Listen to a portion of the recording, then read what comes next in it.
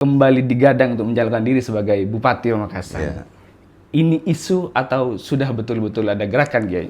Saya ingin menjadi jembatan.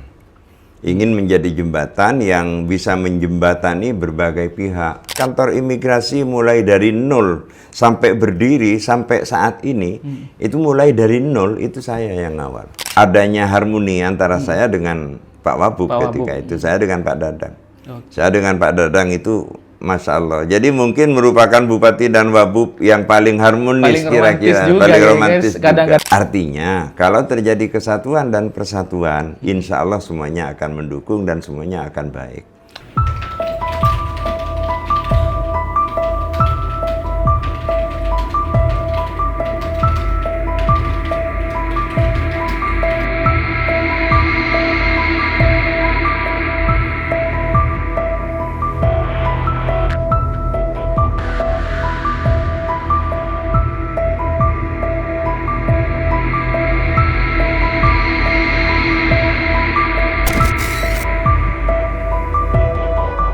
Tretan Klik Madura, tahapan pilkada memang belum dimulai, tapi figur-figur yang digadang akan mencalonkan diri sebagai Bupati Pamekasan sudah mulai bermunculan.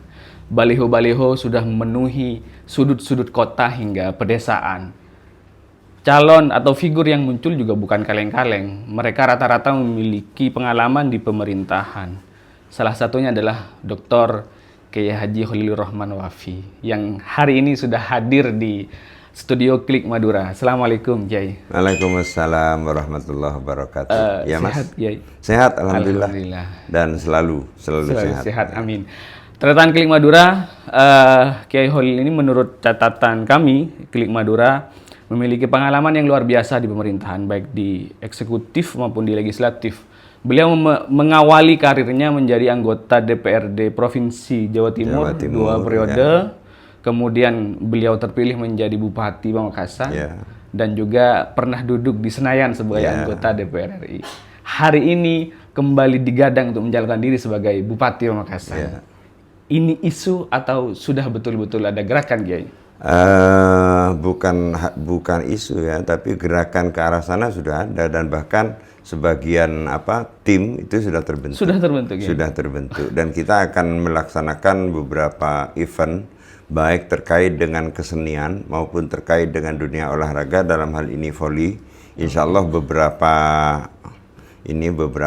saat ke depan ya, beberapa hari ke depan akan digelar itu. Akan digelar juga. Artinya serius sekali ini. Serius. Jadi kita sudah merencanakan untuk mengadakan Khalilur Rahman Cup Volley ya. Ya, dan kita akan juga mengembangkan DKP, Dewan Kesenian Pamekasan. Dengan berbagai cabang seninya. Ya. Artinya sekalipun ini masih baru bakal calon, tetapi program-program yang akan dilakukan sudah mulai disusun. Sudah mulai ditata, sehingga nantinya ketika saya misalkan lolos ya, itu saya bisa mengcover semua kegiatan dalam semua segmen. Jadi bukan hanya segmen agama, pondok pesantren, masjid dan mushola, akan tapi olahraga dan kesenian juga tercover. Olahraga dan kesenian juga, bahkan itu juga penting dalam rangka pengembangan olahraga dan kesenian ke depan. Oke. Ya. Kiai sudah pernah anggota DPRD provinsi, pernah bupati, pernah anggota DPR RI juga. Ya. Apa alasannya kok masih tertarik ingin mencalonkan diri sebagai Bupati Pamekasan? Saya sebenarnya tertarik sih tidak ya. Ya, karena dari awal seperti yang sering saya sampaikan pada kawan-kawan, bahwa dari awal saya rencananya ingin fokus kepada pendidikan.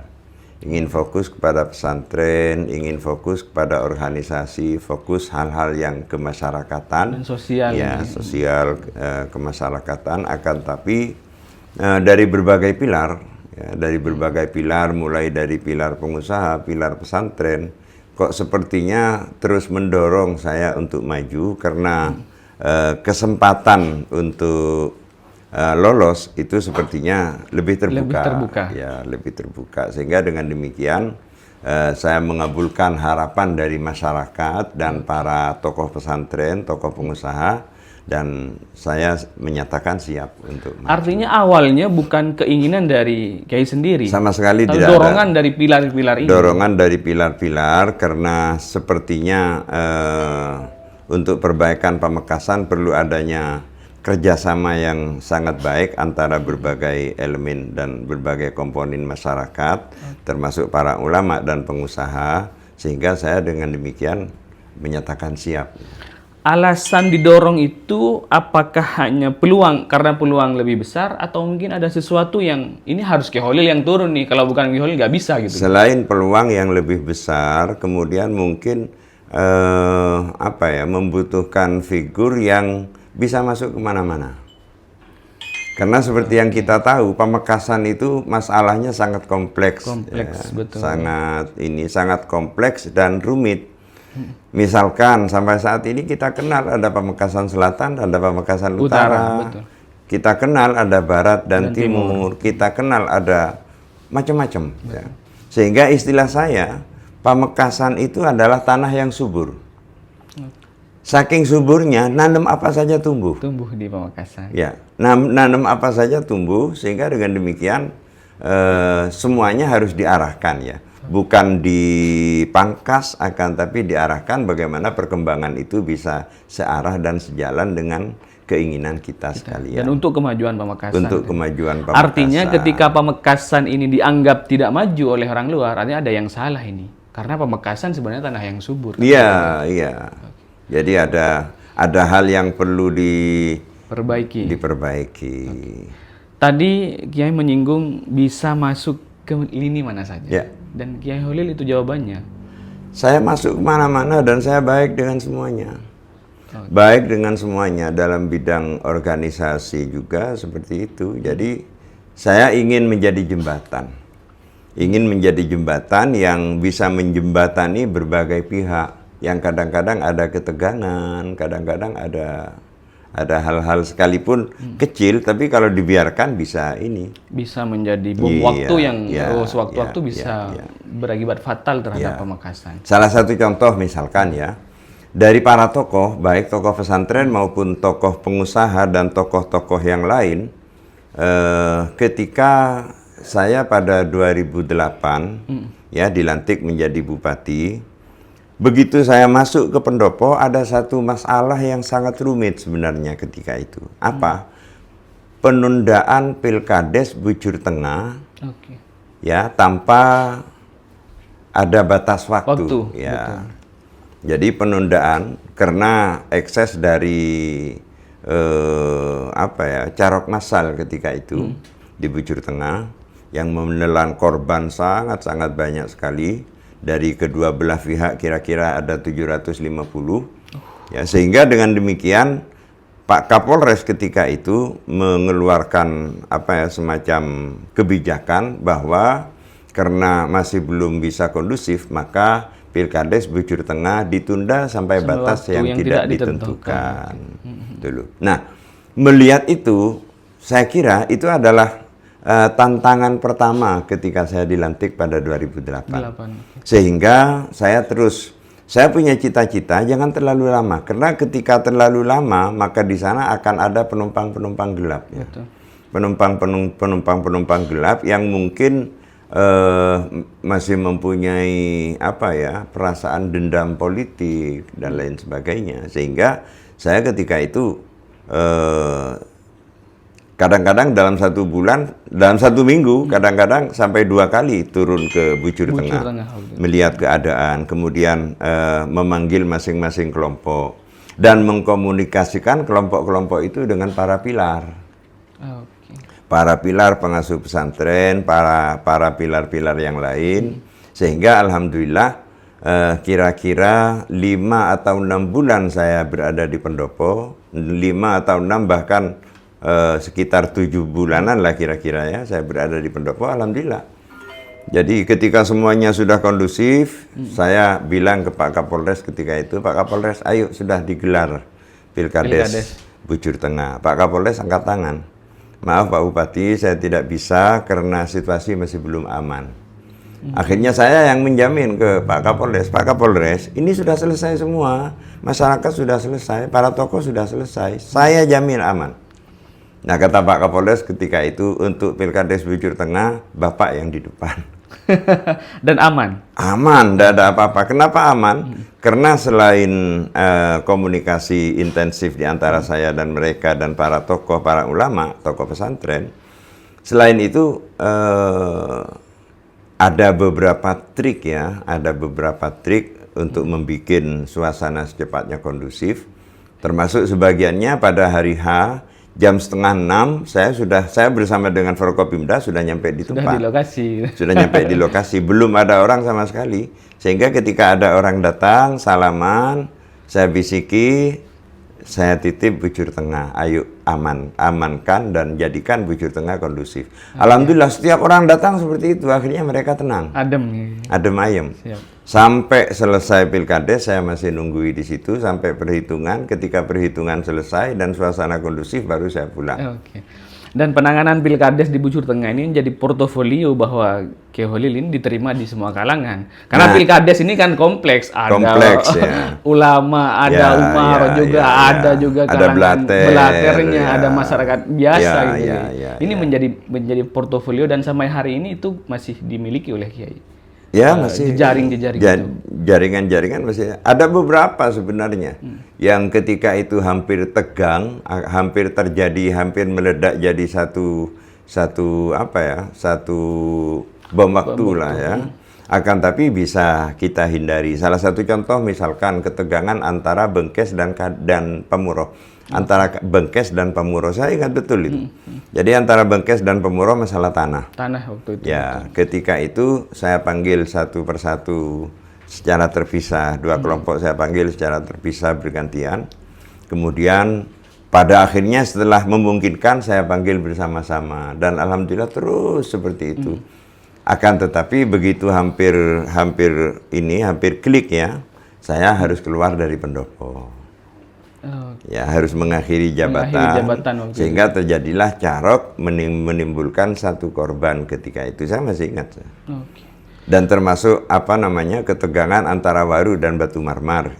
Karena posisi sepeda motor senggolan di Waru itu hampir terjadi hal ketegangan yang meluas juga gitu. Tapi saya kendalikan dan alhamdulillah selesai.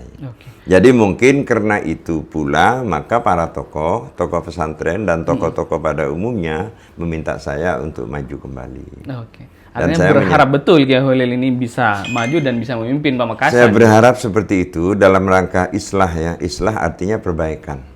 Jadi perbaikan apa-apa yang masih belum sempurna. Jadi termasuk tadi ada tamu datang ke rumah sedang ngurus paspor ke imigrasi. Ya. Tamu itu menyampaikan ke saya, alhamdulillah Kiai sekarang ngurus paspor sudah tidak usah ke Surabaya. Karena ada kantor imigrasi. Saya sampaikan kepada tamu itu bahwa kantor imigrasi mulai dari nol sampai berdiri sampai saat ini, itu mulai dari nol, itu saya yang ngawal. Idenya juga dari saya. Waktu menjabat bupati ya, waktu menjabat bupati. Jadi saya kirim surat ke Jakarta, mohon untuk dibangun kantor imigrasi dan alhamdulillah Jakarta mengisyaratkan akan dibangun asalkan disediakan lahan. Nah, lahan saya siapkan dan alhamdulillah jadi kantor imigrasi yang manfaatnya bukan hanya buat orang Pamekasan tapi Sumeneb dan Sampang. Ya, betul. Kecuali Bangkalan ya, Bangkalan mungkin ke Surabaya. Ke Surabaya gitu, Siap. Artinya bukti nyata ketika Kiai Holil ini menjabat sebagai Bupati Pamekasan sudah jelas. Selain rumah sakit umum daerah yang ada di Waru, RSUD Waru. Juga zamannya kayak itu. Pada zaman saya itu mulai dari ide dari nol itu saya yang mengawal. Sampai berdiri seperti saat ini. Maka tidak heran ketika Kiai Holil dirindukan oleh masyarakat Pamekasan untuk maju kembali dan menjadi pemimpin. Saya tidak bisa menjawab itu. Jadi siap. Politik praktis ini barangkali tidak simpel Kiai. Butuh komunikasi, butuh kemudian konsolidasi. Sejauh ini konsolidasi sudah sampai di mana Kiai? Konsolidasi sudah saya lakukan sehingga mungkin ya kalau di persentase untuk saya, jadi mungkin pada saat ini langkah saya sudah 95% lah. Dan saya berharap pada bulan ini itu semuanya sudah clear. Termasuk rekomendasi partai? Rekomendasi partai, M2, dan semuanya. Saya berharap pada bulan ini sudah clear, sudah tidak ada masalah, sudah semuanya bisa dijabarkan dengan baik. Sehingga pada bulan yang akan datang saya sudah harus mulai turba ya. Pada para kades, para tokoh. Para kades, para tokoh. Tapi memang agak rumit, karena bagaimanapun itu kan terkait dengan leadership. Sehingga orang yang mempunyai sense of politik ya, dia akan melihat politik itu seni. Jadi politik itu hiburan gitu loh. Sama dengan saya. Saya saat ini ketika harus kemana-mana, harus ini, justru jiwa senang, rasanya hidup. Iya, tidak capek, tidak mengenal lelah. Tidak capek. Betul. Sekalipun kadang malam jam 1:30 baru istirahat. Tapi tidak capek. Kenapa? Karena seni. Saya anggap itu adalah merupakan satu keindahan tersendiri ya.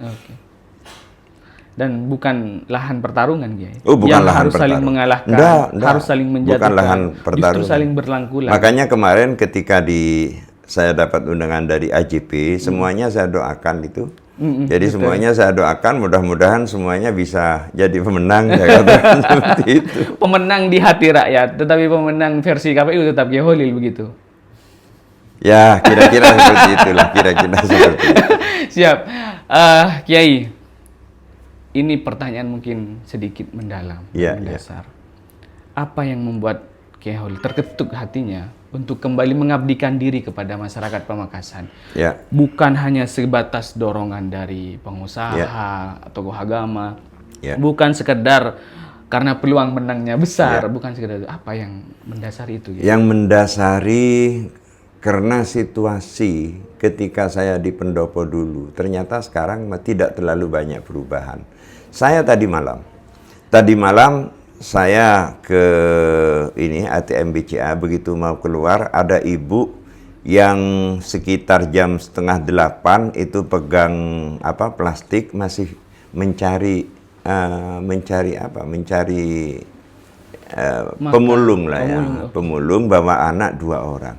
Saya itu ngelus-ngelus dada. Jadi pada saat kemewahan ya seperti pada saat ini, sementara sebagian orang menunjukkan adanya bergelimang harta kekayaan, tapi masih ada yang seperti itu. Itu berarti menunjukkan bahwa di sana ada something wrong ya, yang harus kita perbaiki gitu loh. Ada benang kusut yang harus kita urai. Ada ketimpangan yang luar biasa. Ada ketimpangan dalam kehidupan. Sama dengan ketika saya dulu di pendopo. Saya dulu di pendopo pernah memberikan bantuan kepada fakir miskin dan kaum lemah, lemah ekonomi. Pernah datang ke Kadur. Di Kadur itu saya masih ingat ada 2 orang buta, pekerjaannya nganyam daun yang dijadikan teker rakara itu itu daun siwalan. Jadi menganyam daun siwalan untuk dijadikan tikar tembakau itu. Lah saya tanya, Bu, Ibu bagaimana kok bisa melakukan kegiatan ini padahal Ibu buta? Ya Pak, tangan saya sudah terbiasa. Terus ini dijualnya dengan harga berapa? Terus Ibu 1 hari dapat berapa? Ketika itu jawabannya, saya 1 hari hanya mendapatkan 12.000. Padahal kerjanya luar biasa. Akhirnya saya kan terbiasa kalau kunjungan dalam rangka memberikan bantuan, saya terbiasa masuk ke dapur. Saya lihat di Brio ya, ada ikan apa enggak. Saya lihat di tempat penyimpanan makanan, ada makanan apa enggak. Saya buka lemari, kira-kira persiapan baju ada berapa. Ternyata ketika saya ke sana, saya buka lemari, enggak ada satupun. Lemarinya kusut ya. Lemarinya kotor. Kemudian saya buka periuk, enggak ada apa-apanya. Saya lihat di tempat penyimpanan makanan, enggak ada apa-apanya. Lalu saya menjadi terketuk hati, berarti ini betul-betul yang dari kalangan yang paling bawah lah ya. Saya katakan seperti itu. Nah, sehingga Dan saya yakin orang-orang seperti itu pada saat ini di pedalaman, saya yakin masih ada. Dan banyak saya yakin barangkali masih ada. Nah, itu yang ingin kita angkat harkat dan martabatnya menjadi lebih terhormat. Oke. Artinya gitu. Bukan sebatas menang menjadi bupati atau tidak? Bukan sebatas menang. Kenapa? Karena saya apalagi pada usia pada saat ini, saya seharusnya sudah istirahat, sudah harus menikmati masa-masa menjelang tua lah. Saya belum tua loh. Ya. Siap. Iya, betul. Jadi menjelang tua ini sudah harus ditata sehingga dengan demikian lebih banyak menikmati ya. Betul. Seharusnya. Apalagi sudah punya ladang pesantren yang mungkin bisa mengeksplorasi pesantren ya dengan beberapa lembaga pendidikan agama dan lembaga pendidikan umum.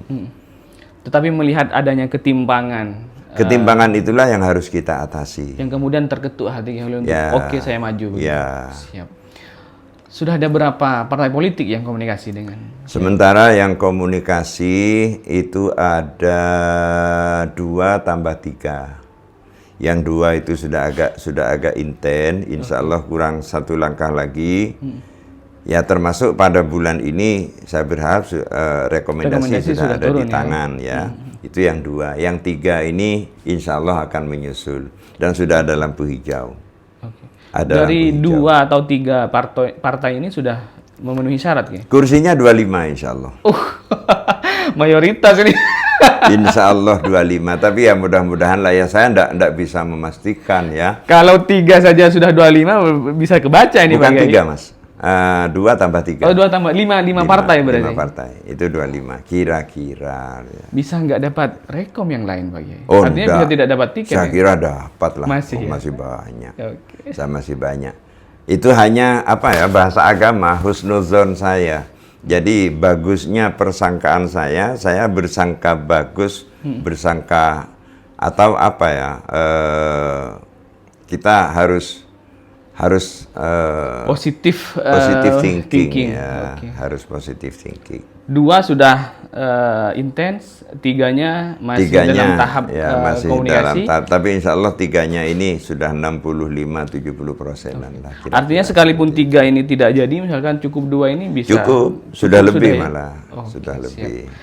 Artinya tiket sudah nyata di depan mata, tinggal persiapan-persiapan lainnya, termasuk calon M2-nya. Ada kriteria khusus ya. Calon M2-nya itu sampai saat ini masih digodok oleh para beliau-beliau ya. Para pendorong tadi. Ya, para pendorong dan para pilar dan semuanya. Tapi pasti pada akhirnya nanti melibatkan saya, karena bagaimanapun usernya kan saya. Betul. Jadi pasti melibatkan saya, nantinya pasti melibatkan saya, dan kalau sudah selesai, kalau sudah final, pasti saya publish nanti. Ya. Harus politisi, Pak? Ya? Harus politisi. Apanya? M2 ini.